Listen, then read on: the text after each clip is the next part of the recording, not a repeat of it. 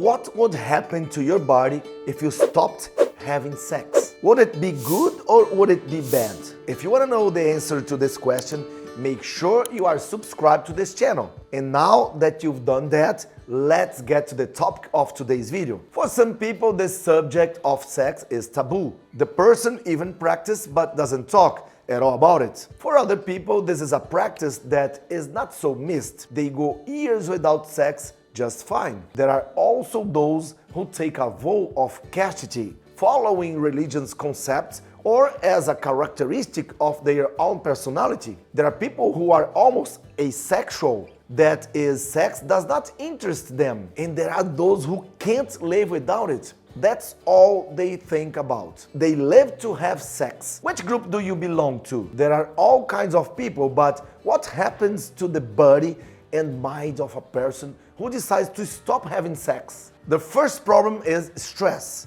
This fact is so well known that when there is a fight between neighbors, one of the first things you hear amidst shouting is, "That's a lack of penis." Well, the person who says that is right. According to a study carried out by the University of the West of Scotland, this study says that lack of sex can increase blood pressure, which in turn can be related to stress. Volunteers wrote in a diary about their sexual activities for 2 weeks. Pressure was also monitored.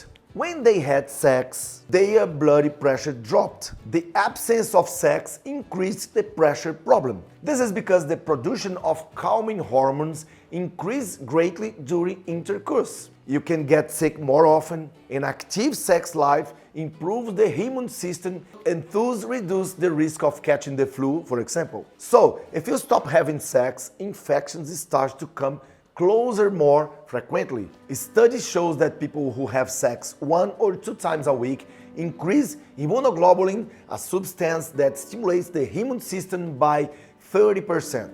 Difficult in romantic relationships. This one may seem obvious, but it is incredibly reported by many people. What happened? The couple starts dating and, for some reason, one of them is not in favor of having sex. There are religions that ask that you only do this after marriage. However, the other person in the relationship feels like it and won't even do it. But every time you talk about it, the other person denies it. Guys, sex is, after love, the force that must unite two people. If one person wants to have sex and the other doesn't, the relationship tends to fail. I'm not here saying who's right, who's wrong, because this comes from each person's conscience. But the fact is that the person who chooses to wait will find it more difficult to stay in a relationship, as most people do. Of course, nothing stops two people with the same purpose from meeting. Here, I'm speaking generally. Erectile dysfunction. This one is for them. Men who have more sex achieve more satisfactory erections and are be able to maintain that erection for longer time. This is because the penis can be compared to a muscle. The more you train, the better your performance. But don't go around having sex with everyone without protection. I'm talking here about sex, not irresponsibility. Total loss of libido. The libido, like the penis, the more it is trained, the more it acts on the body. If you stop having sex, it starts to be produced less frequently, and less and less and less, until it practically disappears. And then, my friends, it will be very difficult to reverse the situation, because the less sex, the less desire you will have. Sex is good. Guys, without taking into account religion issues, but speaking as a doctor, sex is very good for the body. It improves self-esteem, improves endorphin production, promotes better night sleeps.